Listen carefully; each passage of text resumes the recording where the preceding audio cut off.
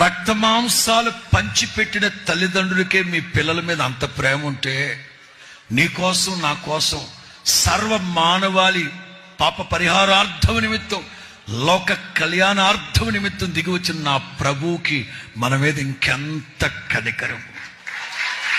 హల్లెలూయా. ఎంత ఘోర పాపినైనా నా ప్రభు క్షమించుటకు సిద్ధ మనస్సు కలిగిన వాడు. ఈ నూతన మందిర ప్రతిష్ఠ శుభవేళ చెప్తున్నాను. ఇదిగో ఈ మందిరంలో కానీ, మందిర ఆవరణలో కానీ, దూరాన సమీపాన ఎందరైతే నా దేవుని మాటలు వింటున్నారో, ఇంకా నా ప్రభు దగ్గరకు వచ్చి నీవు కనికరించబడి కరుణించబడకుండా ఇంకా లోకంలో పాపంలో రోత బ్రతుకుతున్నారేమో, ఇదే అనుకూల సమయం, ఇదే రక్షణ. మొదటి మాట, తల్లిదండ్రులే మిమ్మల్ని అంత కరుణించి కనికరిస్తే నా ప్రభు క్షమించుటకు సిద్ధ మనస్సు గలవాడు. ఆ రోజున సమాజ మందిరానికి వచ్చాడు ఒకడు. అదిగో ఆకాశం వైపు కన్నులెత్తుటకు ధైర్యం చాలక గుండెలు బాదుకొని ప్రార్థన చేసుకుంటుంటే తిన్నగా నా ప్రభు అక్కడికి వెళ్ళేవన్నారు,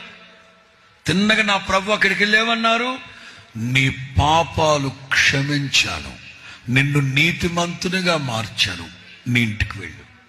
ఈ రాత్రి ఈ నూతన మందిర ప్రతిష్ఠ శుభవేళ చెప్తున్నాను. మీలో ఎవరైనా ఇంకా రక్షించబడకపోతే ఇది మంచి అనుకూలమైన సమయం. ఒక్కసారి నా ప్రభు దగ్గరకు వచ్చి, పాపినైన నన్ను కరుణించు ప్రభువా అని నీవు అనగడిగితే, నీ మాటని బట్టి నా ప్రభు నిన్ను క్షమించి నీతిమంతునిగా పవిత్రునిగా మార్చునుగాక.